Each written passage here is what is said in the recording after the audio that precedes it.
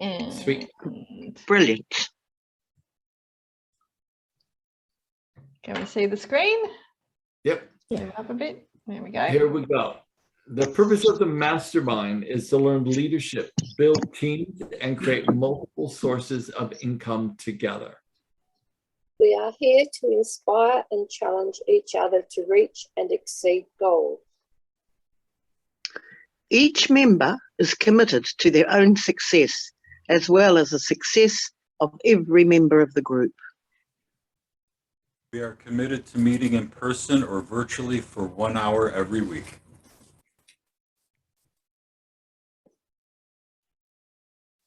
We are present. There is no multitasking or distractions during meetings. We are collaborative. We listen without interrupting, lecturing, or judging.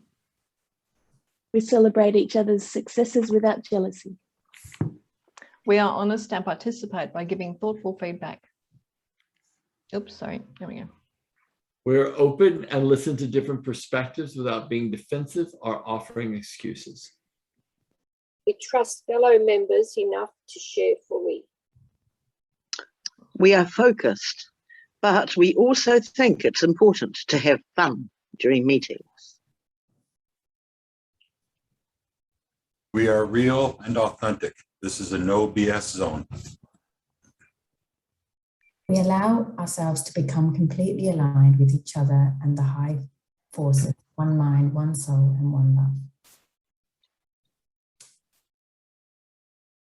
Noble Goldman International is a conscious, aware, and engaged global community of abundance and freedom creators. Our mission is to create 1 million millionaires who are free from the time for money paradigm. We focus on creating multiple streams of income through masterminding, team building, and the effective utilization of internet-based platforms. The mastermind becomes an opportunity for self-mastery, where the self-transcendent shift from the me to the we to the us occurs. As congruence and engagement increases, the world's consciousness is then raised one meaningful and inspired relationship at a time. Lovely. Yeah. Actually, you know, I might read that every day to myself, part of my affirmations in the morning. Well, you do. You do. Well, not to yourself, but another task. Or before conversations, just kind of get into the flow, I guess. So. Oh, really? Hi, Callie. Hi, Callie. Are you on your mobile, Callie, or you got your computer all sorted again? No, I've got my computer sorted. Yay! Yeah. All right. Our topic for today is brought to you by a course I did over the weekend, which was on equine behaviour, understanding horses. Oh, I was going to say. And it was, I was lucky enough that the other person who was supposed to be there didn't show up. So it was just a one-on-one, and it was amazing. This lady helped me so much with, it wasn't just about understanding horses, it was understanding human behaviour and the fact that horses don't think there's any wrong or right. It's, you know, in the herd behaviour, if someone does something, there's a reason for it and there's no judgment about that. And it's like, well, wouldn't that be great if we humans could do that as well? People do things and we just accept and not judge them for having done that. And understanding these were mostly wild bred horses who had been rescued, and then they had bred the wild bred horses. So they understood, they were very much in their flow into how horses actually should behave. So they hadn't been domesticated and separated and just, you know, treated as if they were human, which is really not a good thing to do, any animal really. So they very much had their behaviour was very much balanced, and the amazing thing was to watch them and realise who was the lead mare and how much power she had, and to understand what that involved, and that everybody in the herd, all horses had a role to play, but everybody knew their role, and everybody kind of accepted that. And to to see that it kind of, you know, they're in a herd situation, but humans are very much social animals as well. So if we could understand each other and understand what our best role is to play, this is kind of a theme I guess we've been going on for a while now, because I think our team building is just such an important part of what we're doing here. And to understand that we're not all going to be the same, we don't all have the same skills, and to appreciate them and allow people to be the best version of themselves. So yeah, I just wanted to talk about that as to how we can appreciate people and have them in the right places in our own lives, yeah, how we can actually, you know, we're not all going to be the leaders, we're not all going to be the lead mayor, but we have an important role to play. So how do we get out of our ego and actually allow ourselves to be what we are best at, not necessarily what we think we should be doing? Does that make sense, Gary, as to what I was? It does. Yeah. And, you know, it sparked a few thoughts for me. And what I'd love to have tonight be more about is actually a conversation around our own roles, our own sense of what our purposes are, what we're doing with that, how actualized we feel in it, what are the obstacles in which we face in order to actualize that, and then how can we begin to start stepping more into what we perceive our role to be. We live in this ecosystem, just like a herd would live in an ecosystem of our relationships.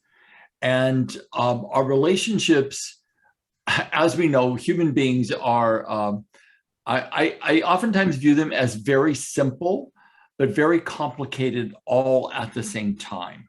The way that we perceive, the wounds we carry, the transference of the responsibility for our feelings onto one another rather than taking full accountability for our feelings, and how our life successes are actually being manifested.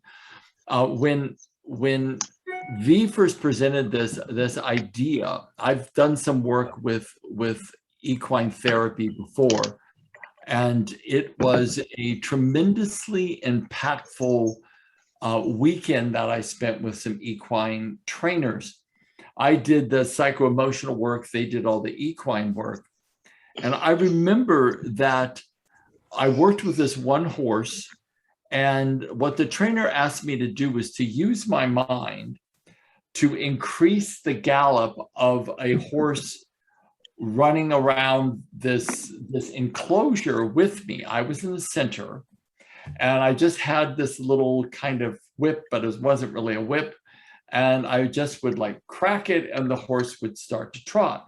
And then she said, now use your mind, focus on its hindquarters, and invite it to go faster or invite it to go slower. And as I did this, it's like the horse would either speed up or slow down. And I was like, how can that be? Like, how can the horse know that? But horses see energy and they read energy. And it's something, at least in my experience, that when you're with horses, they're actually looking at your entire energetic field. They see emotional disturbances, they see thought patterns, they see all of that. So I began to become very fascinated with the power of, well, animals in particular, but horses especially. And I began to like relay that to how much of that do we actually see, but then ignore it? How much do we feel around other people, but then put that off to the side? I sometimes think that each one of us has those extrasensory perspectives, but we often negate those subtle messages that are coming to us from other people. I don't know if any of you've ever, been in a group of people and there's one person that you feel like, if I would, I would absolutely never want to be that person's friend or have them in my field. or you feel like you have to go home, take a shower because you just got slimed, or you find other people that you're like, oh my God, I love that person. I would want that person, like they're like a sister or a brother from another mother. So there are these energetic transferences that are happening all the time. And for me, when V was talking about this, because V will talk more about this, I'm sure, is that I feel like there are roles we need to each play. Are we playing them? Are we picking up on the subtle cues from other people? How are we reading them? Are we transferring our issues? Are we taking full ownership? Are we looking at the engagement with others as we would, because horses look for the benefit of the herd? Are we looking at our herd, our circle of people we engage with? Are we looking at what we do, what we say, how we act for the benefit of the ecology of the people in which we are engaged with? Are we always positively intended? Are we purposefully intended? How is that impacting not only the herd or the tribe that we've gathered around us, but ourselves as well? Can we rest in peace without anxiety at the end of the day, knowing that we did the very best we could, we caused no harm, and we created benefit? And when we all sit back and review our days at the end of each of our days, how do we feel about that day? And then how do we feel about the relationships that we're being engaged with? And all of that builds a certain sense of character and identity in each one of us. I keep thinking that our lives at the end of it is the accumulation of all of our actions, our thoughts, our relationships that we've had throughout our whole life. And more importantly for me, how I've treated people. And I've not always been great at that, but I will say I'm doing as much as I possibly can right now to turn that ship around so that every day I'm proud of my day.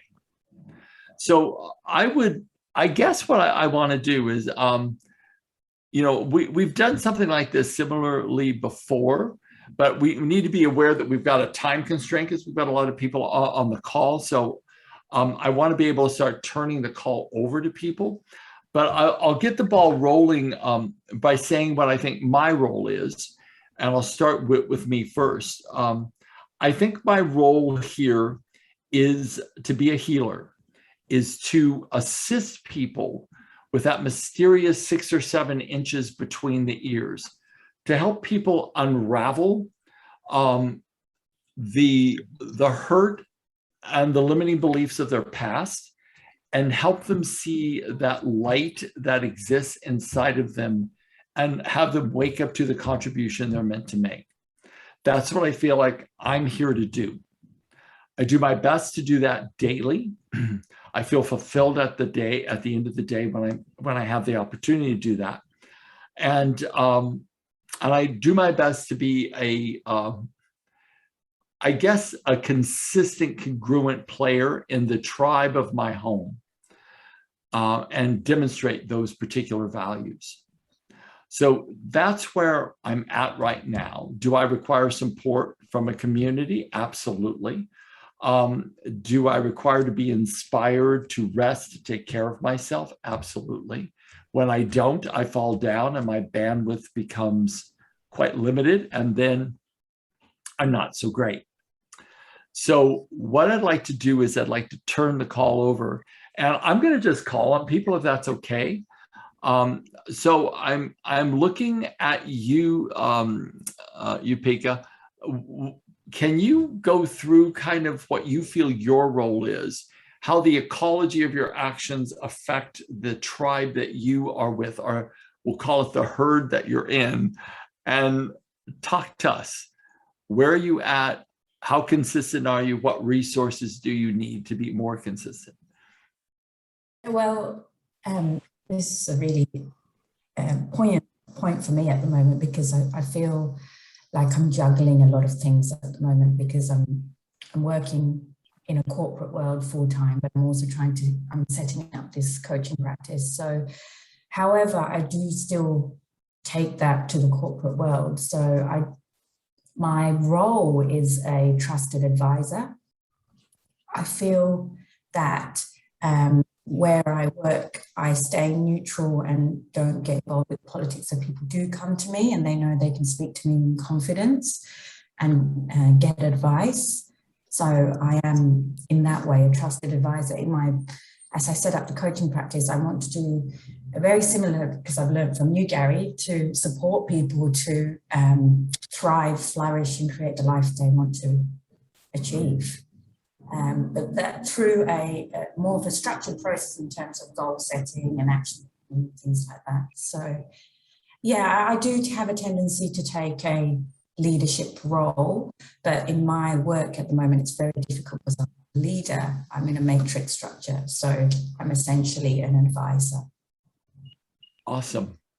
I actually think that that is a super important role. I really do. Joe.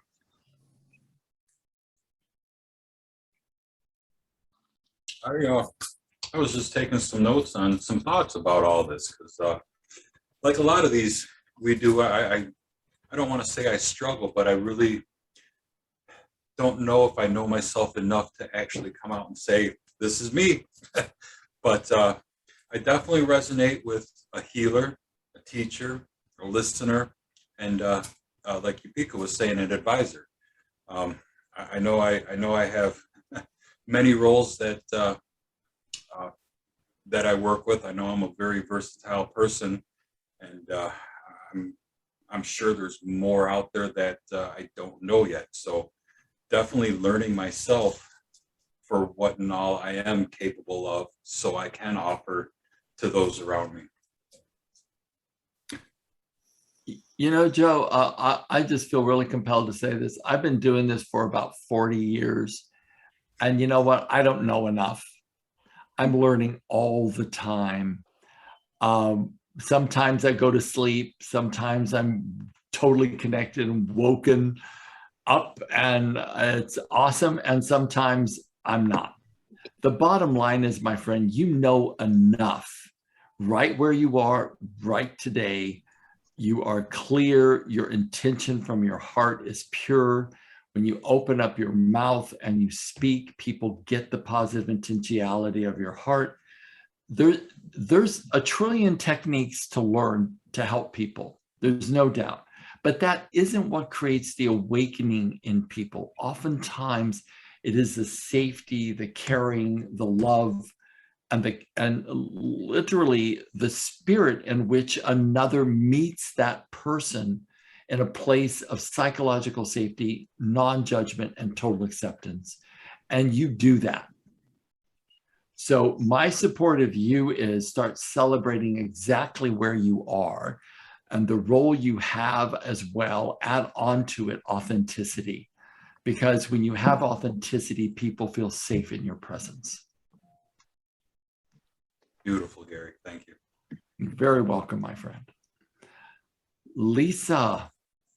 Oh, hi. I was thinking, I just knew you were going to pick me next.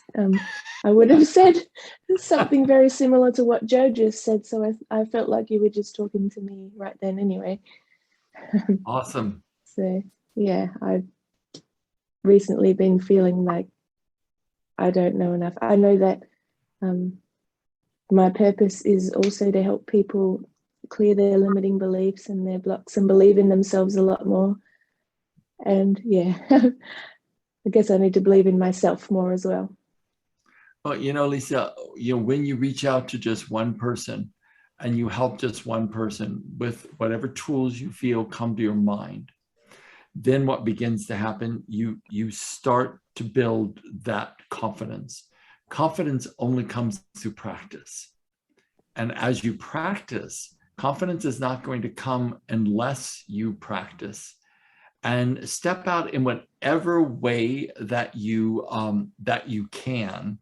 And what you'll feel then is, as long as you say, and I'll give you a little thing that I do still, And I just ask whatever my concept of God is. I say, please work through me. Just work through me. And let me show up for this person in a way that gives them benefit. And then when I do that, I wait for the next thing to be said by them, or the next information that comes to me, or what I intuitively feel pulled to do. And then I do it. And there has not been a time where I haven't asked, where something of benefit didn't happen for that particular individual. So Lisa, my invitation to you is, rather than look at what you do or don't know, look at being an instrument for good in the world and be surrendered to that. And when you're surrendered to that, another force shows up and works through you. And I will say there's been plenty of times I didn't have a clue what to do. I remember sitting in sessions when I was very new to this and saying to myself, literally, this is what I was saying to myself, I don't know what the hell to do. I just don't know what to do. This person's talking. I don't know what to do. And then I say, Lord, just give me the string, show me the way, help me help this person. And then all of a sudden they would say something would flash into my mind, and I'd be like, oh, okay, I know what to do now. And then I would just go ahead and do that. So this is a place, especially when we take up the mantleship of wanting to help the herd, we have to look at it that we don't know. We may have techniques that we know, but we don't really know. But when we're surrendered over and we ask to be worked through, to work through us, that's the power. It's not us, it never will be us. But it is our ability to gather tools so we know, what tools to use, but the ability to surrender to a higher power to work through us.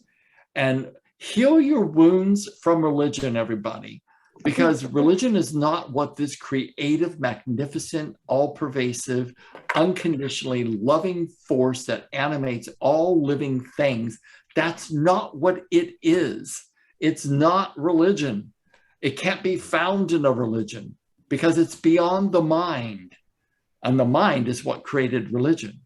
This is about the inspiration in the moment that's present in all life.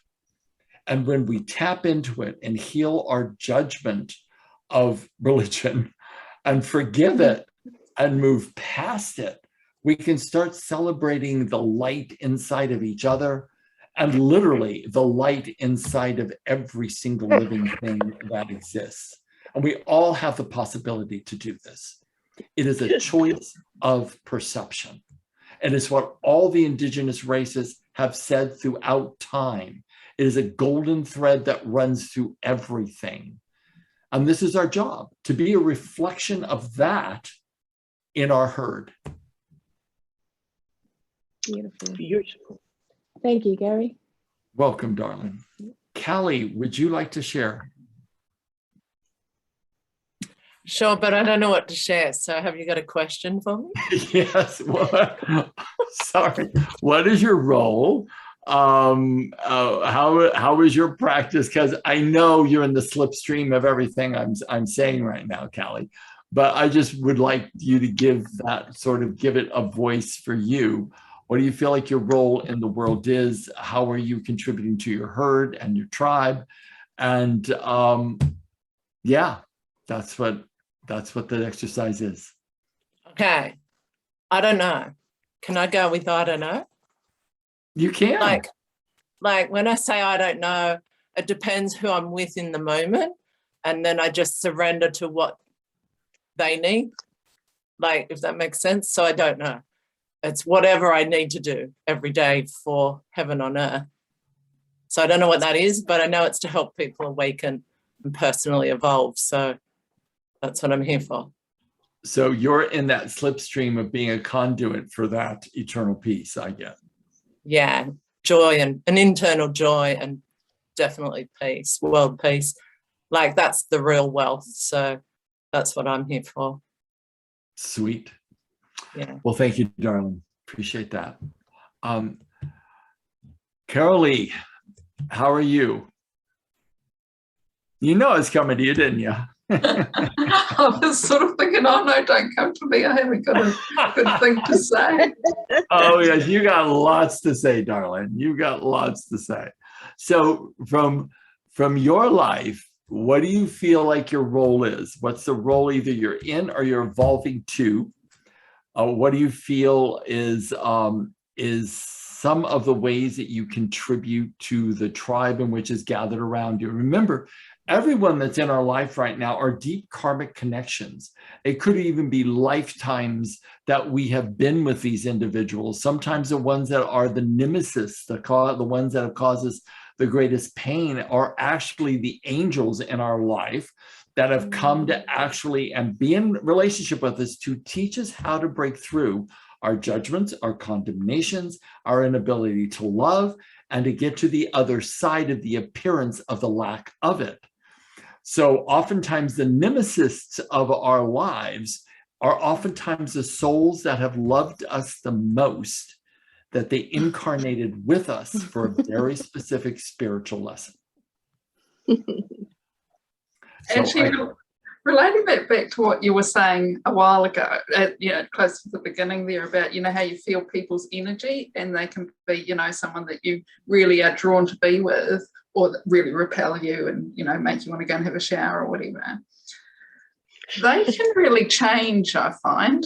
Someone who I can think, I just know I'm never going to like you, can actually become your best friend ever. That's what I've found. And also people who I think, I might instantly think that they are like mine, like family, and then just turn out not to be. Tricky little buggers, aren't they?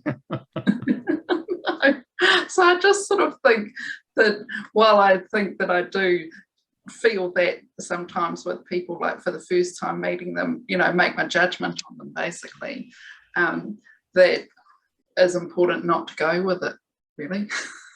Very true. I remember I was reading, and if you guys have ever read Neville, if you haven't read Neville, I would really support you in reading Neville. There's a book called Resurrection.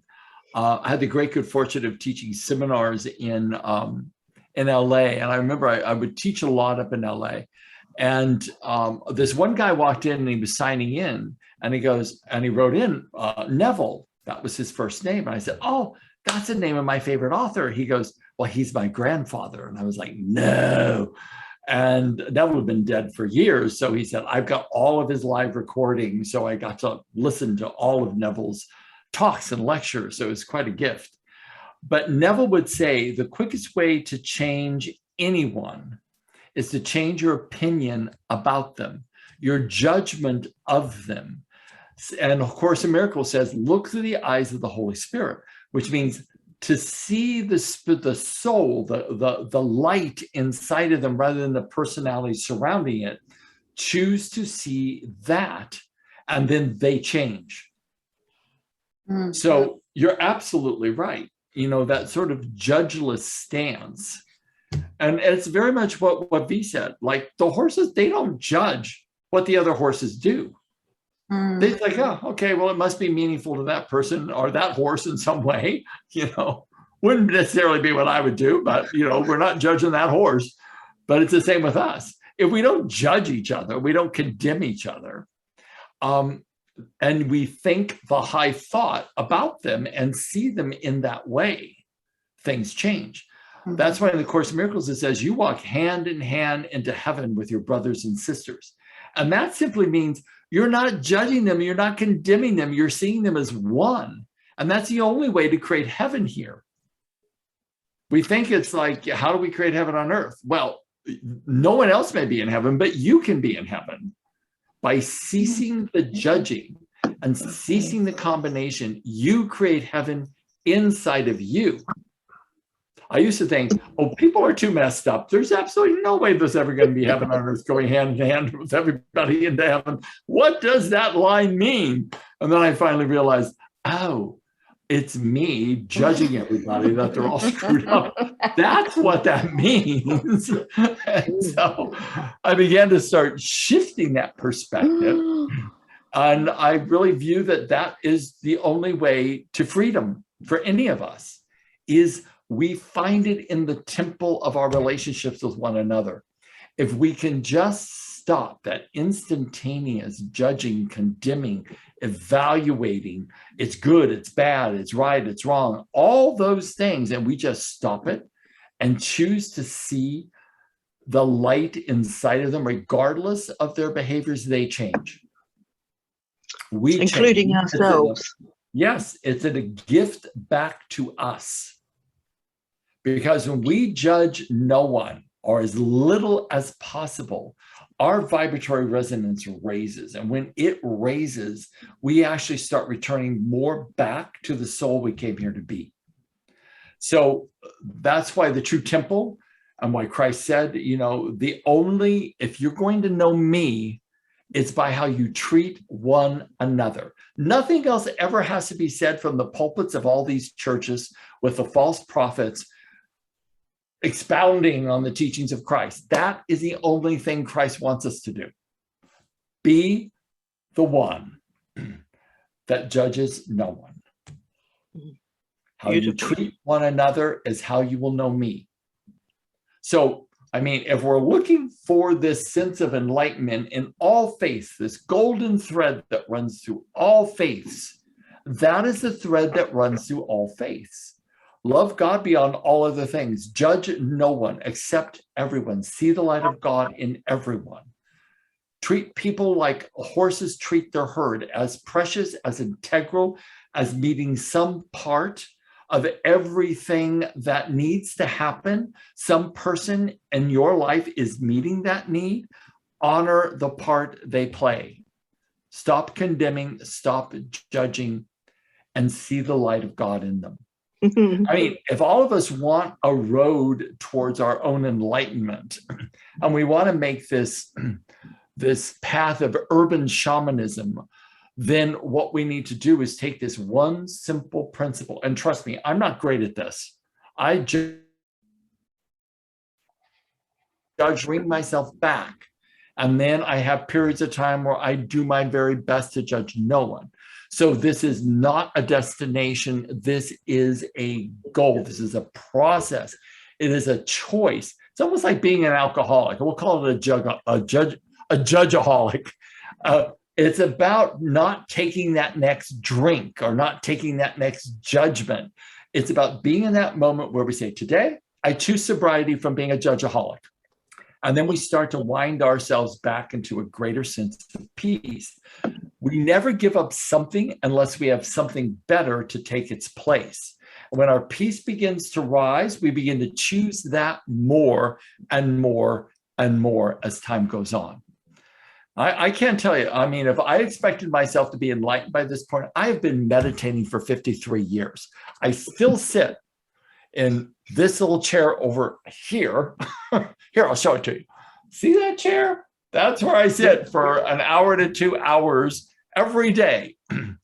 And you think after 50 some odd years, my mind would be still, I would be a guru. Oh, hell no. I still struggle with stilling my mind. I get there, you know, towards the end of my meditation. I get there more often than not. But I'm telling you, it's still a struggle. This is not a destination. I know for myself that my enlightenment is based upon grace, not upon my efforts. Because spiritual egotism is the worst form and the most subtle. It is always the grace that comes to us through our efforts. It is not that you've done it. I sit humbly asking to see the face of God. I pine for that moment. But my mind's like over here and over there and over there and over there. And once in a while, I can take 5 to 10 minutes and my mind will go, whew. And then I'll feel this love of the Lord. And then I'm like, okay. I got there. I had one tiny little droplet, this one tiny little taste. But it is worth an hour to 2 hours of sitting every day to get one droplet of a moment where you feel that grace. It's worth it. Absolutely. But do not ever put yourself on any kind of pedestal or put yourself down low. It is always about how we use our minds to focus on what our priorities are. Mm. So I'm going to go. I know, Yvonne, this is the first time we've met, and I think maybe the first time you've been on a call, but I don't know. But do you feel comfortable in speaking about what you feel your role is and how you influence a tribe of people in your life? Yeah, I'm okay with that. Yeah. Okay, sweet. Yeah. So what do I feel? I guess I don't have a place where I would say this is what my role is, but I see my role every day is to meet whatever presents itself to me and to be the very best I can to bring that person and show them the light and listen to what the Spirit is saying to me. Sometimes I haven't got answers. They're saying things and I'm just dumbfounded, but sometimes if I just quiet myself and just, I often call it pray that I can get wisdom. Sometimes I don't have an answer for them, but I'm just there trying to be accepting of them. I'm not always good at it, but that's my goal every day, is to be the best person I can be to meet whatever need presents itself for me that day. Beauty. So, yeah, and one of my roles, I think, seems to be a little bit like I'm an encourager. Sometimes people will come and I don't even know they're down, but they'll tell me before they left they feel so much better. And I think, well, I don't know what I've said, but I might be just having a joke with them. But yeah, so I guess that's my role every day, is to wake up to make the world a better place. Awesome. Thank you so much for that, darling, and welcome to the calls. Yeah, thank Really you. Appreciate your participation. Yeah, I'm really pleased. Yeah. Oh, good. Yeah, we have fun here. Yeah, it's really strengthening and encouraging. Yeah. Great. Nancy, Lovely to see you, would Yvonne. you like to go next? Yes, I would love to go next. I want to thank you for your inquiry, because it's amazing how it just spawns. It really helped me to hone in on my actual role. And it's the role of messenger. So I'm a messenger who shares the importance of embodying and celebrating our uniqueness and allowing life to feel easier than you think it is supposed to feel. And sometimes I need to put on different hats to deliver that message. And that's something that I'm navigating right now. The willingness to be a leader in different types of ways. So when it's like, for instance, I sort of love to be behind the scenes, and I'm at a place right now where it really behooves everyone that I'm working with that I be the voice of an endeavor. And so yeah, it's sort of how it looks shifts and changes. I feel like my journey is also learning to be fluid with that. Because I always seem to want to map it out, to know what to expect, and then just be willing to continue to let that look different in my life according to what is needed. Awesome. Thank you so much. Are we all kind of seeing what parts each one of us are the mares and the stallions of our herd right now, what parts we're all playing, and how sort of perfectly intertwined they all are, how many similarities, how some of the distinctions and differences are. Jan, your roles, how you navigate through the world and demonstrate those roles. What would you like to share, darling? I'm a listener, but I'm just sitting here thinking, I'm the eldest of 7, and when some years ago I decided to step down as the leader of my clan, because everybody was adults, and so I consciously made us all on the same plane so that we could share with each other. They always shared with me, but made it so that we were equal. Nice. But with other people, I find I hold back a little bit, and I have never thought about asking for help in a situation. I usually try and prepare myself before I go, but that is what I think I will do in the future. But I often find that things happen as they should. And I was very big in knowing that the people that are part of my life are there for a karmic reason, and I have to think about what lessons are there for me to learn. So yeah, it's I'm going to share something with you, if it's okay, about just a little piece of information that came in when you were saying that. Is that okay? yes. Okay. So I kept hearing an equalizer and a listener, but an equalizer was it seemed louder to me, a louder voice, and that is to honor the equality of each person and the equal benefit and equal importance of everyone's perspective and everyone's input. And that to be able to be an equalizer as well as a listener is one of the things that people often in groups never feel seen. There are individuals that don't feel seen, don't feel heard, and then aren't validated. And a lot of people are not validated. So I kept seeing you, Jan, as that person that listens, but equalizes and validates. And I saw you in this more of a, I would say a lead mayor kind of role, but in a matriarchal type of role with a lot of compassion. So I don't know why that came through, but I just wanted to share that with you. What is it? How does that land for you? I think you're spot on. Okay. Yeah. Okay, sweet. Yeah. Thank you. You're very welcome. Jules, would you like to go next, darling? Your role and then how you're demonstrating that out into the tribe that you have around you. I'm just fascinated listening to everybody because it's just so, I've had this idea all my life where I've been kind of like a bit of a trailblazer, right?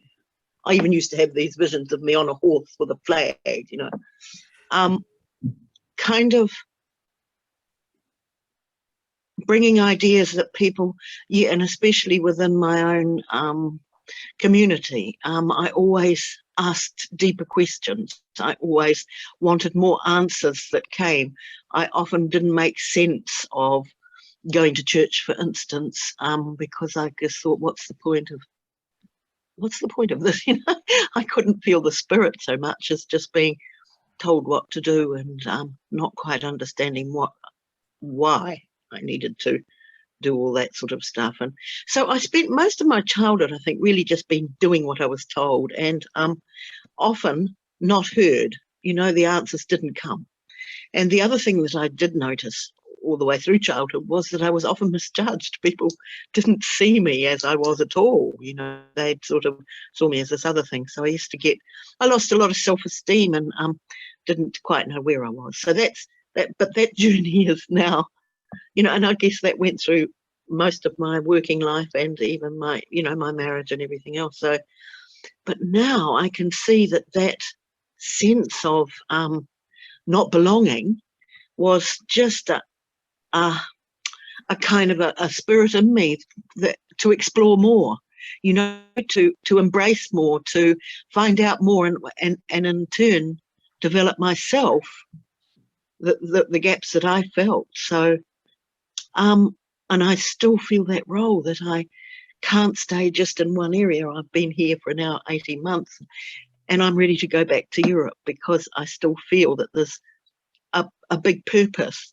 And sometimes when you're in an area where you're seen as one thing that you're really not, then you need to sort of break out to an area that's where you're being heard, and it's tribal, isn't it? That you come to where you're being feeling spiritual connections with, you know. And so that's, I don't know, I'm sort of a bit jumbled, but I So kind if of you were, Jules, if you were to define your role, would you define it as seeker? yes. Would you find her as trailblazer? Would you define it as scout, like a lead scout into life to find different and a pathways? gatherer, you know. I think Oh, that's, great. yeah, it's sort of to bring people together in unity too. There's very much this feeling of wanting to unite together in a community. So then for a higher seeker, unifier, and I missed the last one. Seeker, gatherer. gatherer, that's right. Seeker, gatherer, and unifier. Write that down, Jules, because that's a good one. Seeker, gatherer, and unifier. Yes. Now, the other way when you around. think about your life in that way, how does it feel? Because that feels like you don't have to judge anyone or anything or any even set of circumstances. That when you feel that it's time to move on, then that means that life is showing that there's something else to seek, something else to gather, and some other group to unify. Yes. And Would you what's agree? the interesting part has lately is to letting go of that judgment, like Coralie, you know, the people that irritate me most at the start. Aha! There's something to learn there, very, very, and end up turning it around. So I'm very aware not to make quick judgments on anything, because, you know, there's just so much judgment out there, and judgment often far too quickly before people even know whether this is, you know, into groups of bad things, you know. Right. So And would you do me a big favor? Write down seeker, gatherer, and unifier. Okay, I will do. And then put that on your mirror so that it's the first thing you see in the morning when you wake up and the last thing you see at night. So you can continue to remind yourself of what you're here to do. And that will then allow you to align to that and not become absorbed in the dramas and traumas of other people around you. And that will be something that solidifies and helps you in, you know, sort of bolstering up your identity as what you're really here to do, which I think is awesome. Thank you for that. Thank you for that. I thank you, because you've extracted it. Nicely. Great. Stan the man, are you with us, my friend? I'm not sure Stan can talk. He's written. Yeah, I have a feeling. I thought I saw him say he was on mute, and I wanted to give him an opportunity though. So I think I've got everyone except for you, V. Yes, I've been ticking it off to try and keep track, actually. And there you go. And that is my role. I'm the supporter. I'm definitely feel in flow when I'm supporting people, and sometimes I've supported the wrong people, but now I definitely feel like I have the discernment, it's one of Carly's favorite words, to pick the right people to support. And but I was also thinking that that I don't feel comfortable in a leadership role. I tend to avoid it, but in a lot of ways, I think I am heading that way. And to just be comfortable with being uncomfortable about it, because that was another thing that I saw with the horses, is that the lead mare wasn't relaxed. she did have a bit of tension in her, where the other horses were just completely relaxed and chilled out. She was still on point. She was still looking out. So That's because she was supporting all the other horses. yeah. Nice. Yeah. Yeah. So I guess in some ways I feel like I am stepping out as a leader, but it's in more of a supporting role. And also because of my role as an accountant, I'm obviously a trusted advisor as well, much like Yupika. So yeah. Well, I'll say this, V. All of this that has been created, I'm the talking head, but you, my dear, none of this would be if it wasn't for you. None of it. I wouldn't be doing any of this. I wouldn't have met all these great people. It wouldn't happen. So I want to really fully acknowledge you for the supporting role that you've played in putting this all together and introducing me to Golden Noble and talking me into participating. So it's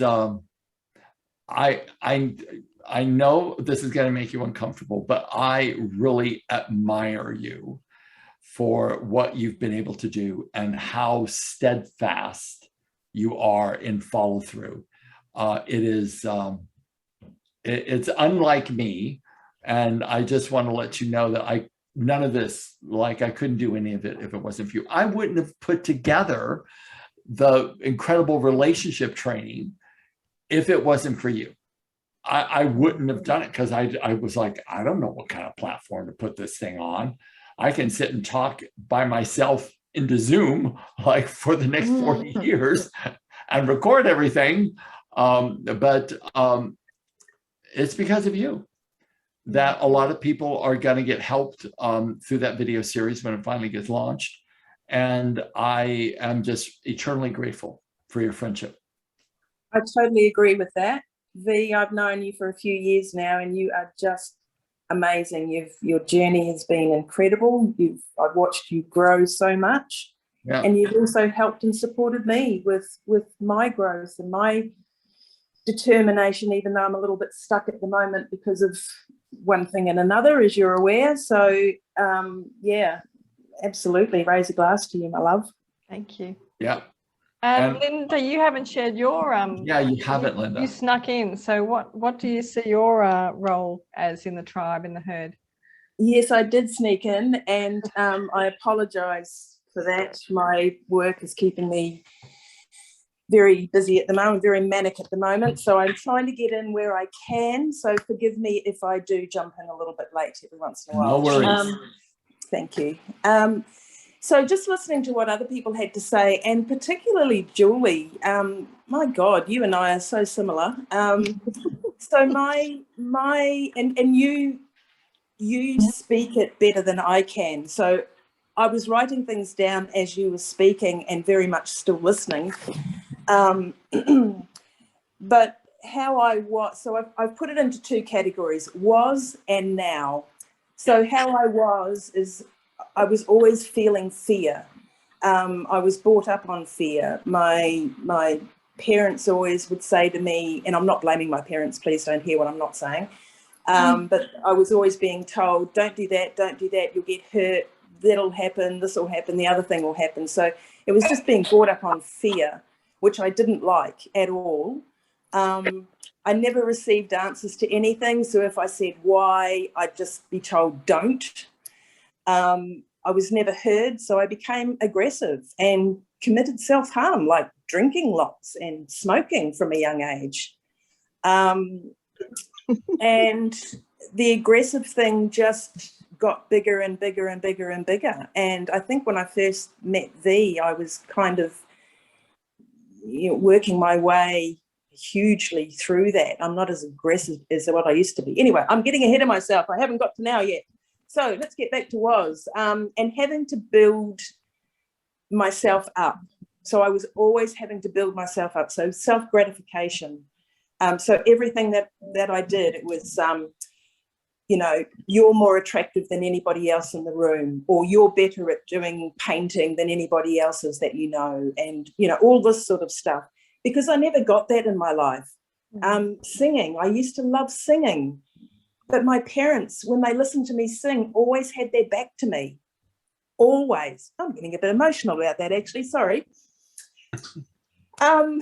So look, let's move on to now. So now I'm still practicing and finding myself, but I am more comfortable with myself. There's still lots of things that I want to change for the better, but I don't want to change that essence of me either. So there's a very fine line for me with that.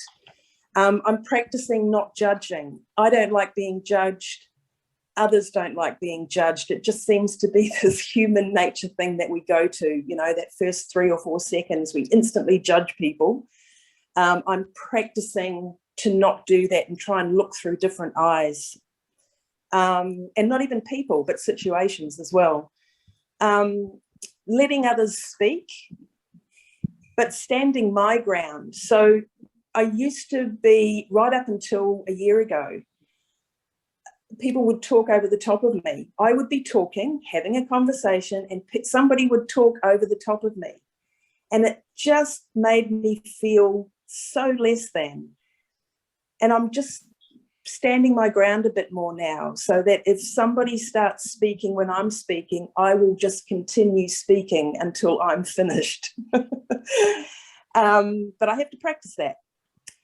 So, and then practicing the not to self-harm. So I gave up drinking. I've yet to give up smoking, but you know, and I seem to have taken up a lot more coffee, but I think that's more to do with the amount of work that I've got on at the moment. But anyway, so that's me in a nutshell. Thank you for listening. Well, Linda, could I offer a definition of a role for you? Yes, absolutely. What I heard was listener, mentor, and self-acceptor. That may or may not resonate for you, but that's what came. Great. No, that's excellent. I'm not sure that I'm not worried about whether it resonated with me or not, but it's, I guess the way that I'm looking at it is that though that's where I'm going, like that's the path that I'm going down. So exactly. While I guess perhaps I don't feel like I'm actually that now, it's definitely where I'm wanting to head to. So thank you. I appreciate that. Very good. Okay, let's go. Let's do what we generally do. We're almost straight up at our time. So let's just give it one word that we want to leave with the group. Gary, can we do Carly first because she's about to go? Oh, yeah, please. I'm thinking appreciate and accept, because there's this need of acceptance. True. In everything we've stated today. So everything we are being, when we accept that part of ourselves, we show up as God on earth. So acceptance. Great. Thank you, Marlon. Bye. Jules, one word that you want to leave with the group. Unification. Thank you, darling. Nancy?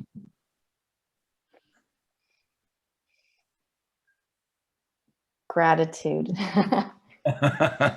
Great. V?